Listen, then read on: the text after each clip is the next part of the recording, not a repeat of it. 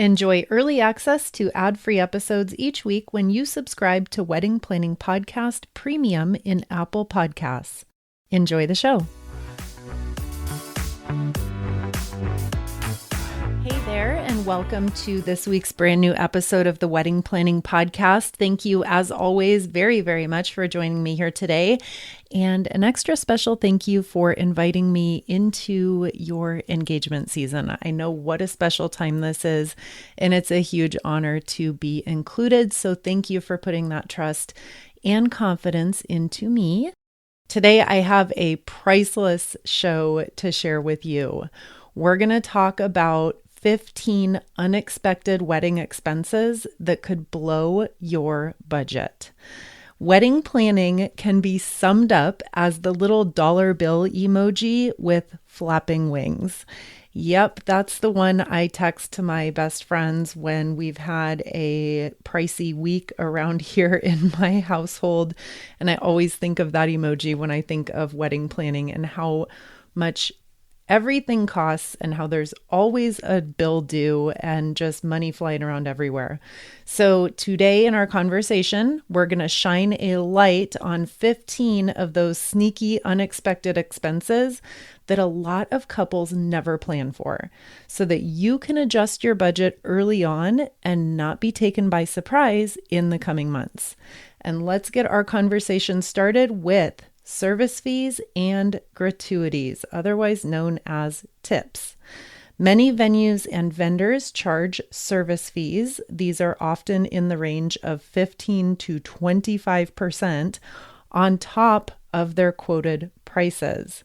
This means that when you get a quote for $200 per person at an all-inclusive wedding venue, that number at the end of the day may actually be closer to $250 per person. That's a big difference, to say the least. Tips for caterers, bartenders, DJs, hair and makeup artists, and other service providers add up quickly. We could have an entirely separate and detailed conversation just about tipping vendors on a future show. That's a huge topic in and of itself. We're not going to get deep into it today. I do want to talk here quickly about another point, though, that has come up a few times in our past conversations about budgeting and venue shopping as it relates to service fees and gratuities. I mentioned briefly a minute ago, when an all-inclusive venue quotes you a flat rental fee of $2,000, in addition to $150 per person, and you have 100 wedding guests, that does not mean that your total line item expense is going to be $15,000. That's 150 times 100 people, plus the $2,000 flat rental fee. It's really, really important that you be eyes open about this in the venue shopping process. If your total budget is $15,000 and you hear $150 per person and you're inviting 100 people, but you say to yourself, 100 people, not everyone is going to come. So that is going to cushion the $2,000 rental fee. It sounds like we're good.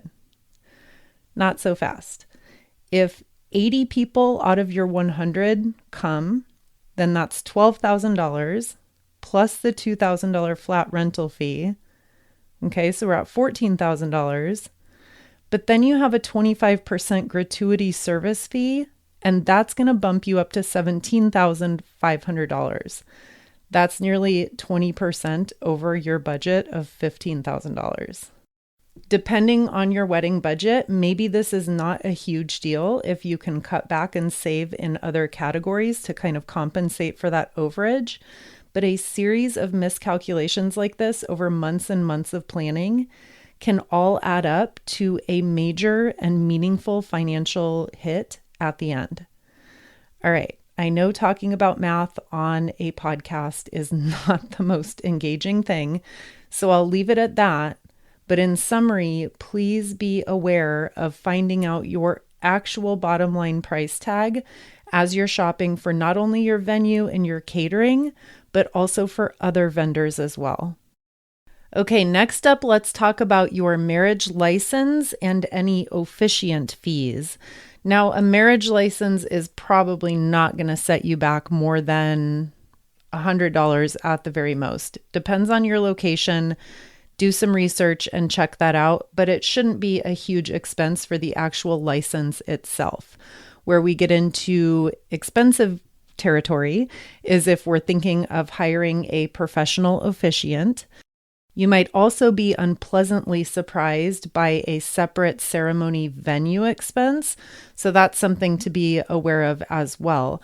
I'm going to touch on this point a couple times throughout today, but if you can find a venue where you can do your ceremony and your reception in the same rental space, that's a huge win. I know that doesn't work out for everyone if you're getting married in a religious building, or if your heart is set on having your ceremony in a different specific place, then that's not going to work. But if you're flexible and that does work for you, that is a huge win.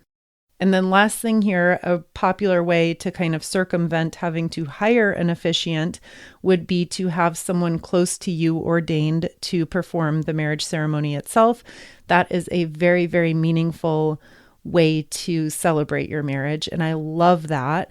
But there are also filing fees for getting that special person in your life ordained and licensed. So go ahead and factor that in early.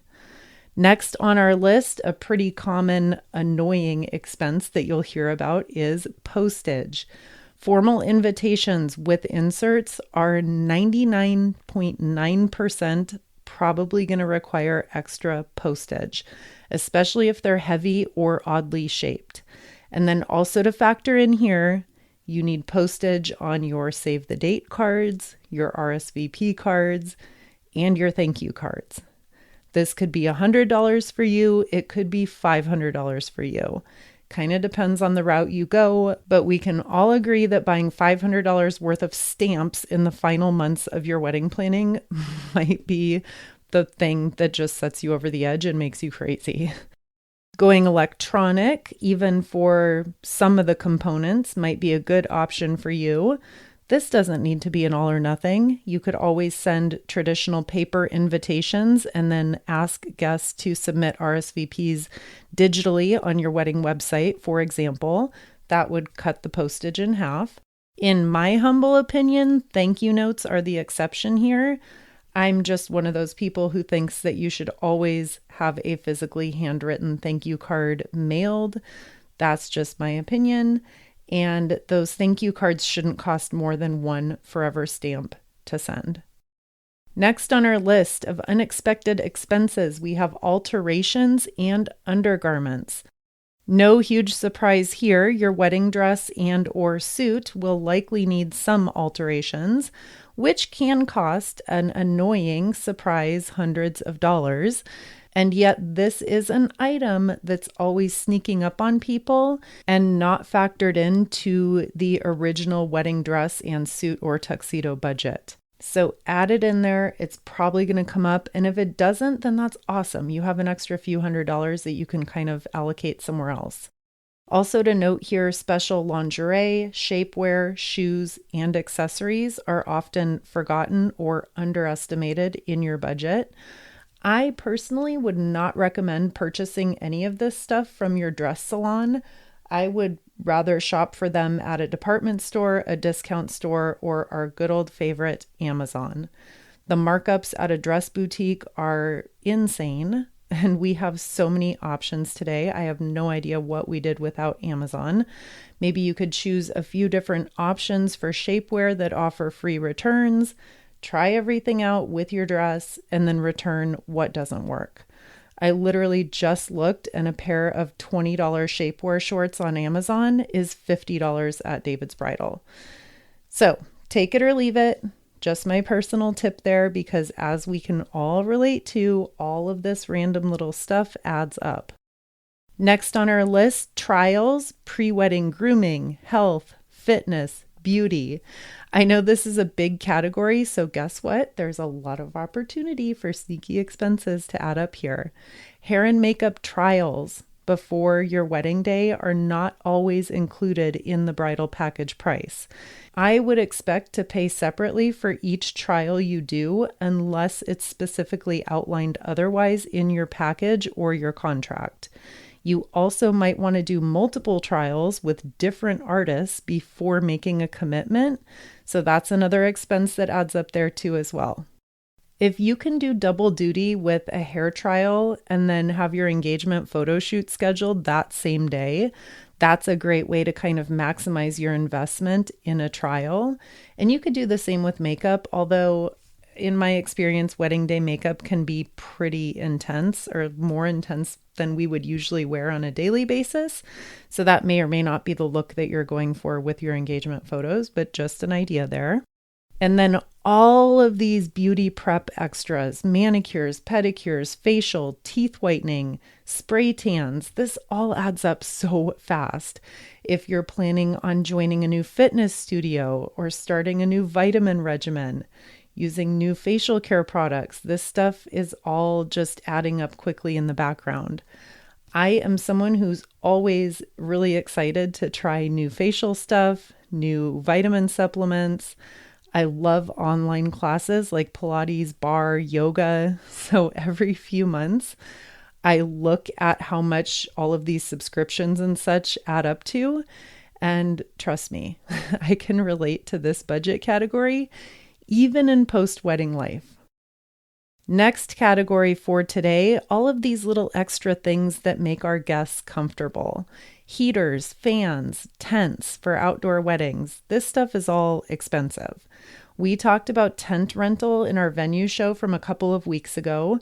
Rental and assembly on a large outdoor event tent can run in the thousands of dollars.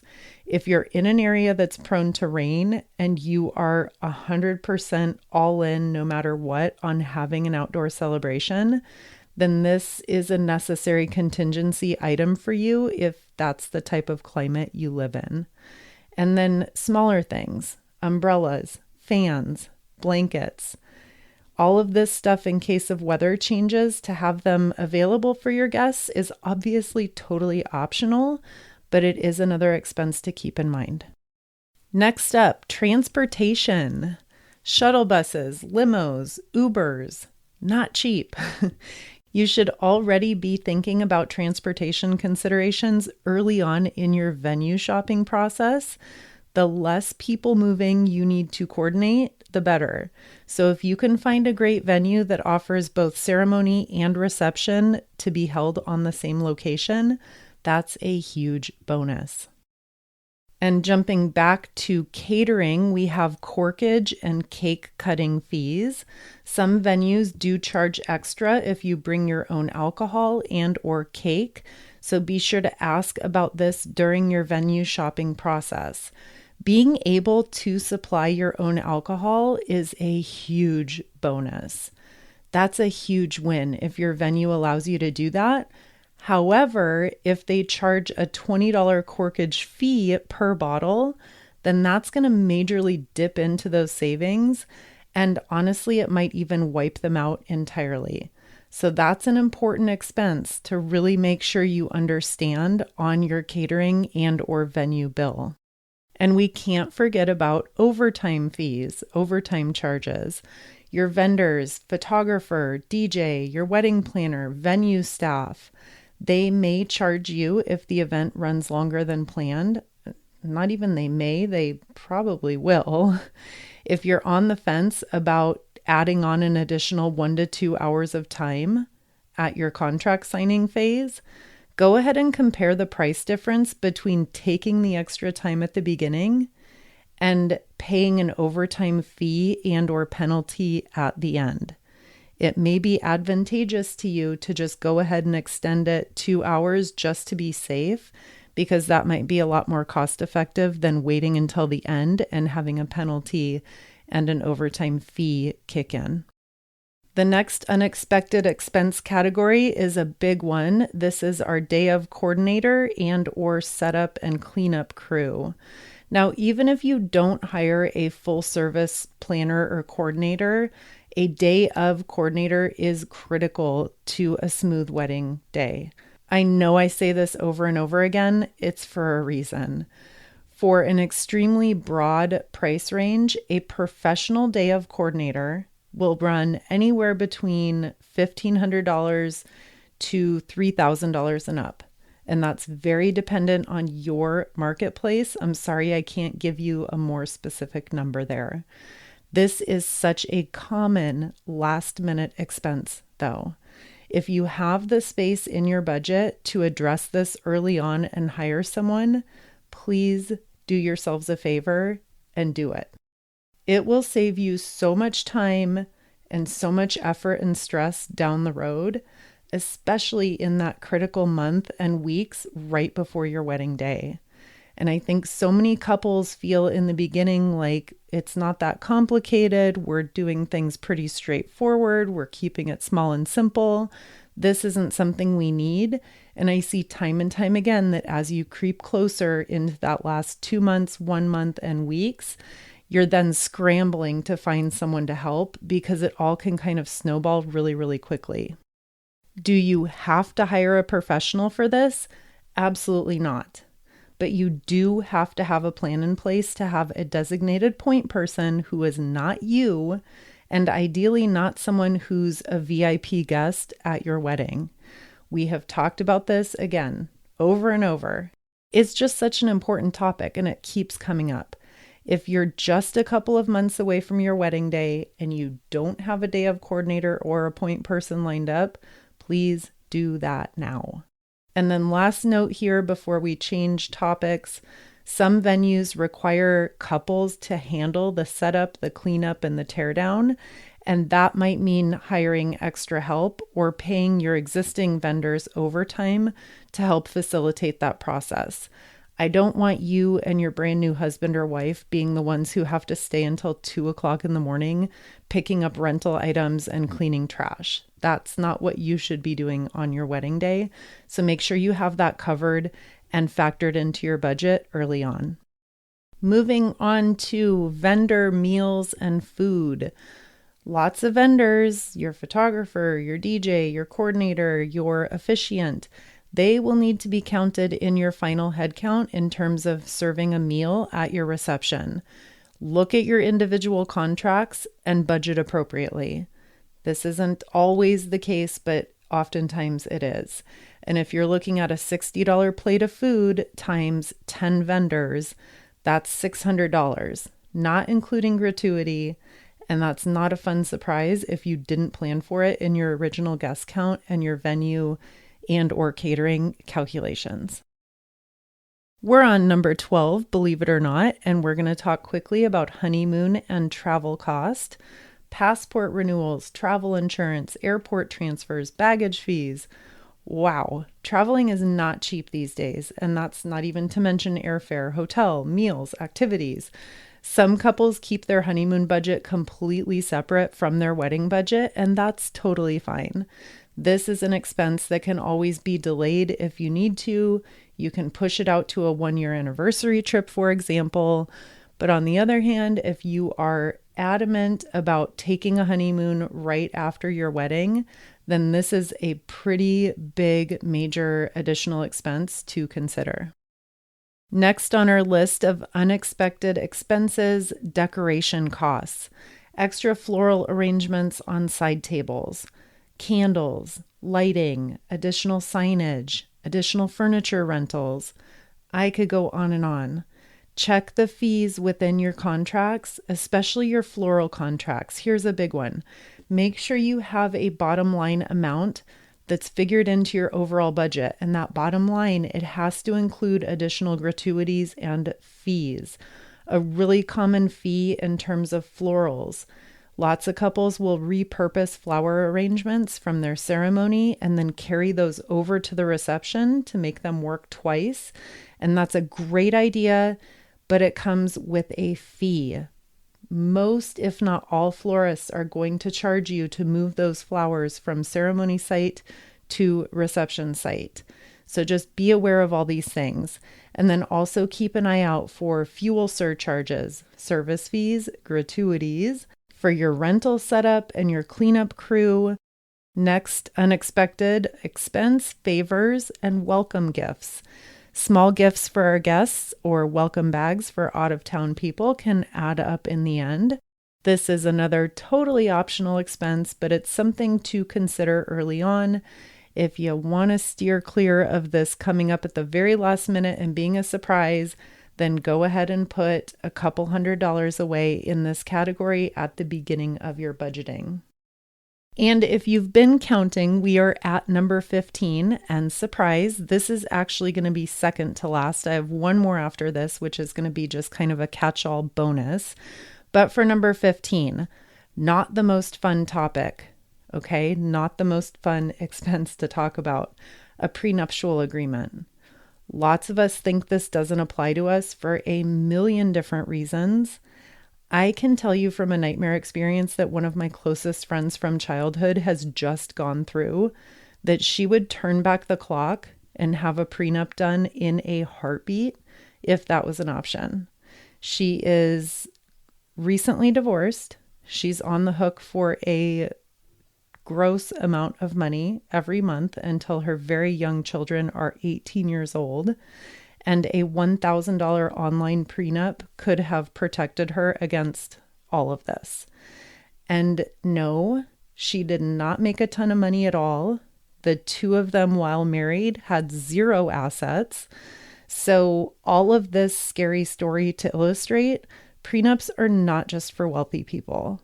They can protect average middle-class working people against really lopsided, unfair court judgments and legal loopholes, and it's something to seriously consider. I am not an attorney. This is not legal advice. This is a huge topic that we could explore much deeper. There are online options to have this done, and of course, using a traditional attorney is an option as well. A prenuptial agreement could cost anywhere between $1,000 on the cheap end to thousands of dollars, depending on the complexity of your situation. I'll sum it up. We all ideally, in a perfect world, would get married once. That's not how the world operates, and this is a really smart way to protect yourself. And now we are at the final unexpected expense category, which is post-wedding costs. And I have a long list here. So first off, cleaning fees for your venue. Hopefully that's added into your venue contract. Take a look. It might not be. For example, if you're renting an Airbnb, if you're renting a clubhouse, someone's private property, you may have a separate cleaning fee. Be aware of that. Fees for lost or damaged rental items. This could be chairs, floral containers, suits or tuxedos. Personal story, we were missing 2 sets of shoes when we returned everyone's tuxedos. I have no idea how that happened. No clue, but we were on the hook for them. Next, wedding dress preservation. You can expect to spend anywhere between about $250 to $1,000 and up if you want to preserve and save your wedding dress. And then similar to that, bouquet preservation. I did a really quick search on this and found options ranging between $150 to $600 and up.